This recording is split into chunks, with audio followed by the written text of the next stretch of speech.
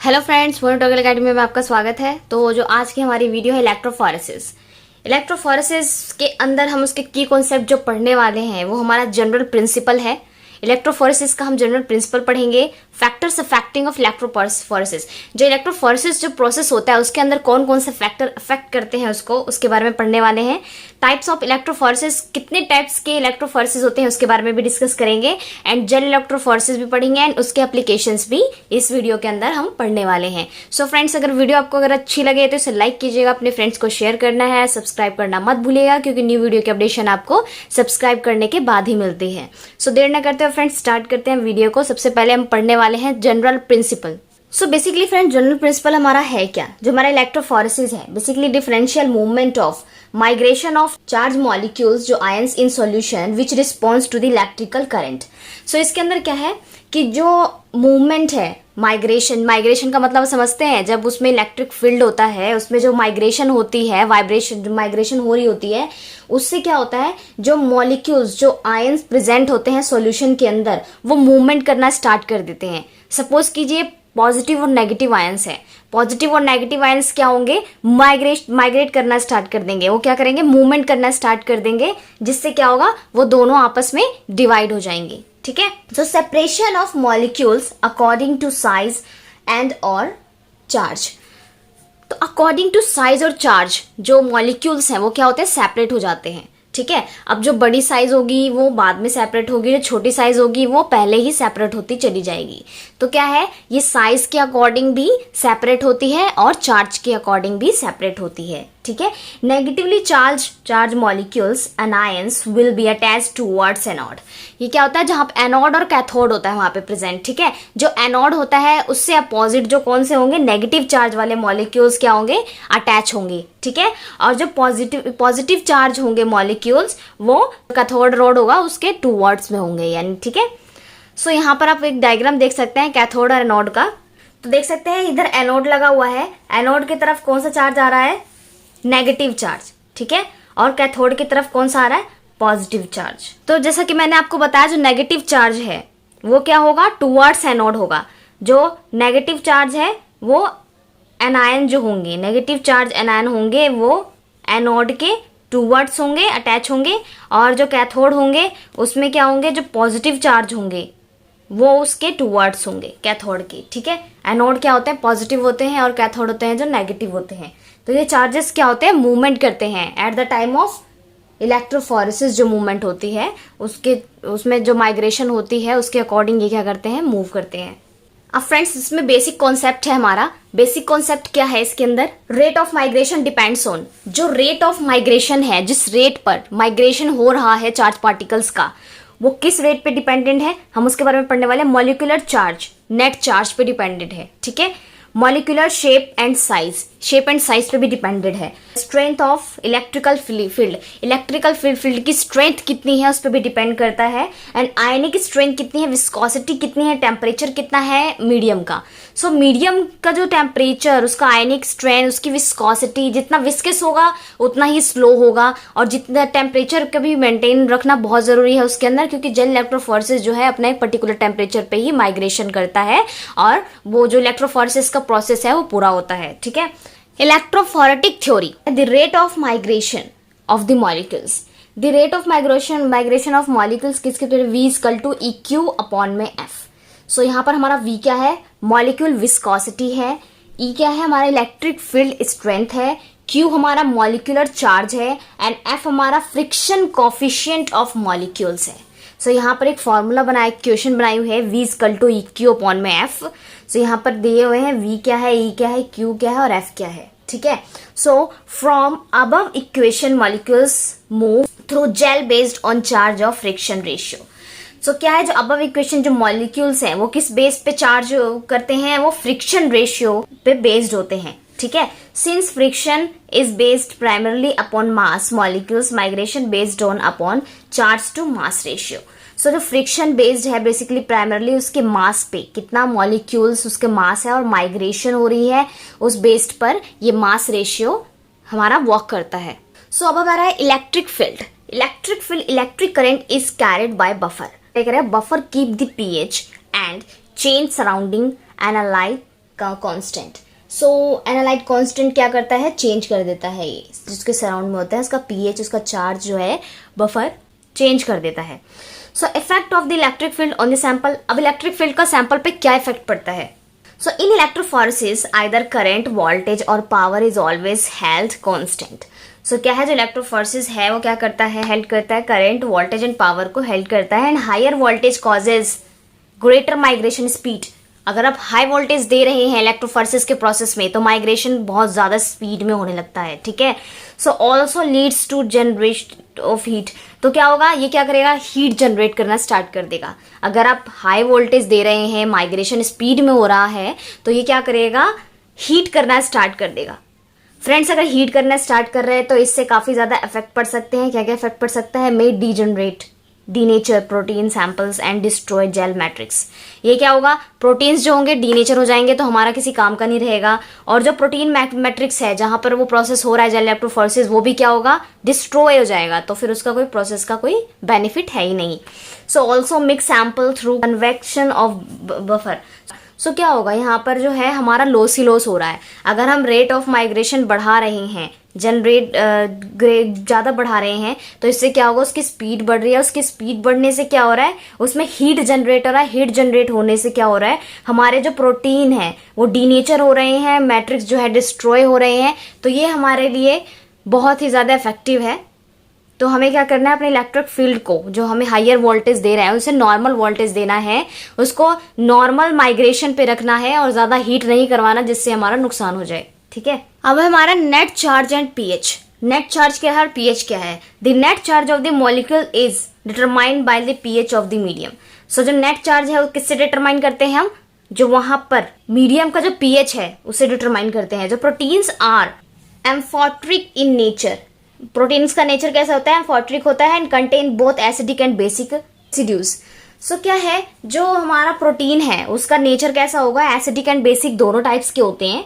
सो यहाँ पर each protein has its own characteristic charges. Properties depend on the number of kinds of amino acid carrying amino और carboxylic group. सो क्या है, यहाँ पर जो ईच प्रोटीन्स हैं, प्रोटीन्स एक तो होते नहीं फ्रेंड्स, डिफरेंट डिफरेंट टाइप के प्रोटीन्स होते हैं। जो डिफरेंट डिफरेंट टाइप्स के प्रोटीन्स हैं उनके डिफरेंट डिफरेंट कैरेक्टरिस्टिक होंगे, उनकी प्रॉपर्टीज होंगी, और number of kinds of amino acids उनमें प्रेजेंट होंगे, और कार्बोक्सिलिक ग्रुप भी प्रेजेंट होगा, ठीक है। So nucleic acid unlike proteins are not amphoteric. So nucleic acid जिनके अंदर प्रेजेंट है और वो जो अनलाइक प्रोटीन्स होते हैं वो क्या होते हैं, एम्फोट्रिक नहीं होते। They remain negative at any give pH. ये क्या करेंगे, नेगेटिव पीएच देंगे। सो यहाँ पर फैक्टर इफेक्टिंग ऑफ इलेक्ट्रोफोरेसिस पढ़ने वाले हैं। कौन कौन से फैक्टर इफेक्ट करते हैं इलेक्ट्रोफोरेसिस के प्रोसेस में? The speed and direction of a moving charge particles influenced by. इसमें क्या होगा, इंटरनल फैक्टर्स होते हैं और एक्सटर्नल फैक्टर्स होते हैं। हम दोनों के बारे में डिस्कस करेंगे अभी। सो इंटरनल फैक्टर के अंदर हमारा चार्ज ऑफ द मॉलिक्यूल्स आता है। जब इंक्रीज हो जाता है चार्ज, फास्टर स्पीड हो जाती है। मैंने आपको बताया जब स्पीड फास्ट हो जाएगी तो उसमें हीट होना स्टार्ट करेगा, प्रोटीन डीजनरेट हो जाएंगे, और क्या होगा, हीट करना स्टार्ट करेगा तो मैट्रिक्स जो है वो डिस्ट्रॉय हो जाएगा, gel matrix. Size and shape पे क्या इफेक्ट पड़ेगा इंटरनल फैक्टर का, स्लो स्पीड हो जाएगी। इंक्रीज इन साइज, अगर साइज इंक्रीज होगा तो स्पीड जो है स्लो हो जाएगी, क्योंकि फ्रेंड्स अगर स्मॉल साइज के होंगे प्रोटीन्स वगैरह तो वो क्या होंगे, जल्दी से सेपरेट हो जाएंगे। लेकिन जो जिनकी साइज बड़ी होगी वो क्या होंगे, बहुत स्लो स्पीड से क्या होंगे, स्टैक फॉर्म में होंगे, ठीक है। एक्सटर्नल फैक्टर्स कौन कौन से होते हैं, वोल्टेज और टेम्परेचर हो सकता है। अगर वोल्टेज इंक्रीज हो जाता है, टेम्परेचर इंक्रीज हो जाता है, स्पीड इंक्रीज हो जाती है, हीट इंक्रीज हो जाती है, ठीक है। वोल्टेज हम इंक्रीज करेंगे और टेम्परेचर इंक्रीज करेंगे तो क्या होगा, वोल्टेज से तो स्पीड इंक्रीज हो जाएगी और टेम्परेचर से उसकी हीट इंक्रीज हो जाएगी, जो बेनिफिट नहीं है। और क्या होगा, इससे प्रोटीन्स डीजनरेट होने के चांसेस बढ़ जाएंगे। बफर पीएच, जो बफर पीएच है, pH determines net charges of the proteins hence direction of migration. जब पीएच क्या डिटरमाइन करता है, जो नेट चार्ज है प्रोटीन का उसको डायरेक्शन ऑफ माइग्रेशन प्रोवाइड करता है। सपोर्टिंग मीडियम, इसमें सपोर्टिंग मीडियम क्या है, प्रोटीन्स इंट्रैक्शन स्लो स्पीड। सो क्या है, सपोर्टिंग मीडियम क्या होता है, प्रोटीन्स इंट्रैक्ट करता है स्लो स्पीड पे, ठीक है। अब हमारा टाइप ऑफ इलेक्ट्रोफोरेसिस, कितने टाइप्स के इलेक्ट्रोफोरेसिस होते हैं electrophoresis, there is two types, moving boundary electrophoresis and zone electrophoresis. Moving boundary electrophoresis that is capillary electrophoresis, and हमारा जो जोन इलेक्ट्रोफोरेसिस है that is paper electrophoresis, capillary gel electrophoresis and gel electrophoresis. So इसके अंदर जो हमारा capillary electrophoresis है use to separation, इसको separate करने के लिए यूज किया जाता है किस किस को, proteins, peptides, amino acids, inorganic ions, organic based acid, whole cells, nucleic acid, इन सबको सेपरेट करने के लिए हमें कैपिलरी इलेक्ट्रोफोरेसिस की जरूरत पड़ती है, जो मूविंग बाउंड्री इलेक्ट्रोफोरेसिस में आता है। अब हमारे जोन इलेक्ट्रोफोरेसिस में आते हैं paper electrophoresis, capillary electrophoresis and gel electrophoresis. इसके अंदर आता हमारा agarose gel, DNA and protein separation and polysaccharide gel, SDS PAGE proteins आते हैं इसके अंदर। सो अब हम पढ़ने वाले हैं gel electrophoresis. Gel electrophoresis separation of a mixture of charge molecules, a thin layer और zone of a macromolecule solution is electrophorized through solid support matrix gel. तो जो हमारे थिन लेयर के होते हैं, पतले लेयर के जो हमारे मैक्रोमोलिक्यूल सॉल्यूशंस होते हैं और जो जोन होती है उसको क्या करते हैं हम सॉलिड सपोर्टिंग मैट्रिक्स जेल से उसको हम इलेक्ट्रोफोरेसिस करते हैं, उसका जेल इलेक्ट्रोफोरेसिस किया जाता है। So charge molecules are separated based on their charge and size. अब मैंने आपको सबसे पहले बताया था फ्रेंड्स कि जो चार्ज मॉलिक्यूल्स हैं वो सेपरेट होते हैं चार्ज और साइज के बेस पे, ठीक है।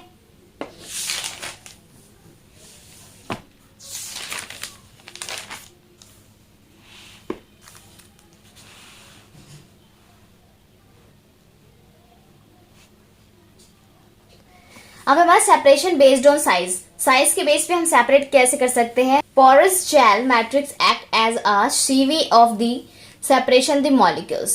जो जेल मैट्रिक्स पोरस जो होते हैं वो सीव सेपरेशन मॉलिक्यूल्स बेस्ड होते हैं and bye adjusting the pH of the buffer molecules being separated carry a net negative charges and will move towards the anode. अगर क्या होगा जब हम पीएच उसका एडजस्ट करेंगे, ठीक है, बफर का, तो जो मॉलिक्यूल्स होंगे वो जो नेट चार्ज कैरी करते हैं तो क्या होगा, मूव करेंगे टुवर्ड्स द एनोड, कौन से, नेगेटिव चार्जेस, ठीक है। As the moving through the pores of the gel the smaller molecules move faster than the larger molecules. जो स्मॉल मॉलिक्यूल्स होंगे वो बहुत जल्दी जल्दी मूव करते हैं अकॉर्डिंग टू लार्ज पार्टिकल्स के, ठीक है। So the property of gels, gels की प्रॉपर्टी क्या क्या होती है फ्रेंड्स, हम उसके बारे में डिस्कस करने वाले हैं। The property of gel can be poured into slab and columns can be drawn into capillaries. So क्या है, इस हम क्या कर सकते हैं, जो जेल की प्रॉपर्टी क्या होती है उसको स्लैब में, कॉलमन में या फिर कहीं भी उसको ड्रॉ कर सकते हैं कैपिलरी में। सो वेरी स्टेबल होता है ये, allowing for the post separations manipulations. ये क्या करते हैं, पोस्ट सेपरेशन और मैनिपुलेशन को भी अलाउ करते हैं। So pore size can be controlled for altering and migration properties of the gel. So जो क्या है ये कंट्रोल करता है पोर साइज को एंड माइग्रेशन प्रॉपर्टी जिसकी अच्छी होती है, इंटरलेटिव होती है। And two forms of gel matrix are used, cross link and non cross link. जो जेल है हमारा जेल मैट्रिक्स है उसको हम टू टाइप से यूज करते हैं, cross links and non cross link, ठीक है। Most common cross linked gel are agarose and acrylamide, ठीक है। सो जो मोस्टली क्या होते हैं, जो नॉन क्रॉस लिंक होते हैं वो हमारे होते हैं एग्रोस होते हैं और एक्रिलामाइड होते हैं, ठीक। Agarose is a reversible matrix cross link by hydrogen bonds. जो एग्रोस होते हैं रिवर्सिबल मैट्रिक्स होते हैं और क्रॉस लिंक होते हैं हाइड्रोजन बॉन्ड से। So acrylamide is a permanent matrix cross linked with the methylene bridge, ठीक है। सो एक्रिलामाइड जो है हमारा ये परमानेंट मैट्रिक्स है जो क्रॉस लिंक है और मिथिलिन ब्रू के साथ है, ठीक है। सो फ्रेंड्स ये हमारा था दी प्रॉपर्टी ऑफ जेल, ये जेल के प्रॉपर्टीज हैं। And then last one is electrophoresis of DNA. ये हमारा लास्ट नहीं है, हमारा आता है electrophoresis of DNA. Electrophoresis of DNA का अंदर आता हमारा agarose gel, separation of fragments based on mass and charge. जो एग्रोस जेल है वो किस बेस पे उसको अलग अलग करता है, मास और चार्ज के बेस पे उसको दोनों में डिफरेंस करता है। So they have large pore size are use to separating large DNA molecules. So क्या है, ये क्या करता है, साइज जो इसकी लार्ज होती है उसको सेपरेशन में डीएनए मॉलिक्यूल्स के सेपरेशन में हेल्प करता है और आरएनए सेपरेशन भी करता है। So typically resolve 200 base pair and 20 kilo base pair से ये सेपरेशन कर सकता है। So also use to separate large proteins and protein complexes. इसको हम एग्रोस जेल को हम प्रोटीन्स को सेपरेट करने के लिए, लार्ज प्रोटीन सेपरेट करने के लिए और प्रोटीन कॉम्प्लेक्स को सेपरेट करने के लिए भी यूज किया जाता है। सो यहाँ पर आता है हमारा पेज। पॉलीएक्रिलामाइड, ठीक है, जेल इलेक्ट्रोफोरेसिस, PAGE यानी polyacrylamide gel electrophoresis. So used to obtain higher resolution separation, used for the separation of smaller DNA molecules, STRMIs and DNA sequences analysis. ये क्या करते हैं, हायर रेजोल्यूशन सेपरेशन में work करता है ये, और ये स्मॉलर जो डीएनए मॉलिक्यूल्स है उसको सेपरेशन करने में हेल्प करता है. और जो एलेग्रोस जेल था वो लार्ज मॉलिक्यूल्स भी सेपरेट कर देता है, ठीक है. So they have small pore size gel is used to separate most proteins and small nucleotides. So क्या करता है, इसके अंदर बहुत स्मॉल साइज के जो प्रोटीन्स होते हैं और स्मॉल साइज के न्यूक्लियोटाइड्स होते हैं, उनको सेपरेट करने में हम पॉलीएक्रिलामाइड जेल इलेक्ट्रोफोरेसिस को प्रोसेस करते हैं. तो सेपरेट्स फ्रेगमेंट्स, ये क्या होते हैं, 200 बेस पेयर्स को सेपरेट करता है, यानी उससे कम ही करता है, उससे ज्यादा नहीं करता. और जो एग्रोस जेल है वो 200 बेस पेयर से 20 किलो बेस पेयर तक सेपरेशन कर सकता है. फ्रेंड्स, ये जो किलो बेस पेयर और बेस पेयर है, ये मॉलिक्यूल्स के जो प्रोटीन्स हैं और डीएनए है उनके साइजेस हैं, ठीक है. जो डीएनए के साइज होते हैं किलो बेस पेयर में ही उसको मेजर किया जाता है. सो अब हमारा लास्ट आता है इलेक्ट्रोफोरेसिस एप्लीकेशंस. इसकी एप्लीकेशंस क्या क्या है हमारी इलेक्ट्रोफोरेसिस की. सो इलेक्ट्रोफोरेसिस की जो एप्लीकेशन है, use to study the preparation of a single charge specimen mixture of the molecules. अगर कहीं आपको दो प्रोटीन्स की मिक्सचर दी गई है या फिर डीएनए प्रोटीन्स की मिक्सचर दी गई है, तो आप उसे सेपरेशन किस तरह से कर सकते हैं वो आप इलेक्ट्रोफोरेसिस के अंदर कर सकते हैं. ये इसका एक एप्लीकेशन है, ठीक है. Use to separate organic based acid and inorganic ions. इसमें हम ऑर्गेनिक और इनऑर्गेनिक बेस्ड जो आयंस है उसको सेपरेट भी कर सकते हैं इलेक्ट्रोफोरेसिस की मदद से, ठीक है. Use to identify amino acids, peptides and proteins. इसको हम आइडेंटिफाई के लिए भी यूज कर सकते हैं अमाइनो एसिड्स, पेप्टाइड्स और प्रोटीन्स, ठीक है. Use to separate very large proteins and nucleic acid and nucleoproteins etcetera. इसमें हम जो लार्ज प्रोटीन्स होते हैं, जैसे कि न्यूक्लिक होते हैं, एसिड्स होते हैं, न्यूक्लियोप्रोटीन्स होते हैं, इनको सेपरेट करने में भी ये हेल्प करता है. So used in clinical laboratories to separate protein of each other. यानी इसको क्लिनिकल जो लेबोरेटरी होती है हमारी, उसमें भी बहुत ही हेल्पफुल होते हैं. Protein analysis in body fluid. जो प्रोटीन्स होते हैं उसको एनालाइज के लिए भी हेल्प होती है. सीरम होता है, यूरिन होता है, CSF होते हैं, ठीक है. Proteins in erythrocytes, hemoglobin, nucleic acid, DNA and RNA. So nucleic acid हमारा डीएनए आरएनए है, उसके सेपरेशन में भी ये हेल्प करता है. So agarose gel electrophoresis use to visual, ठीक है. Agarose gel electrophoresis use to visualize. किस को विजुअलाइज करने के लिए हम एग्रोस जेल इलेक्ट्रोफोरेसिस करते हैं. जीनोम डीएनए, ठीक है, RNA, DNA deoxyribonucleic acid, RNA ribonucleic acid, PCR polymerase chain reaction products, plasmid होते हैं जो हमारे रेस्ट्रिक्शन एंजाइम्स डाइजेस्ट प्रोडक्ट जो होता है उसको हम विजुअलाइज करने के लिए भी एग्रोस जेल इलेक्ट्रोफोरेसिस प्रोसेस करते हैं. सो फ्रेंड्स, हमारे इलेक्ट्रोफोरेसिस चैप्टर यहीं पे फिनिश होता है, ये टॉपिक यहीं पे खत्म होता है. अगर आपको इलेक्ट्रोफोरेसिस में कोई भी दिक्कत है, कोई भी क्वेश्चन है, तो आप कमेंट बॉक्स में हमसे क्वेश्चन पूछ सकते हैं, बेझिझक पूछ सकते हैं. अगर वीडियो आपको अच्छी लगी हो तो इसे लाइक कीजिएगा, फ्रेंड्स को शेयर करना नहीं भूलना आपको, और सब्सक्राइब तो करना ही है.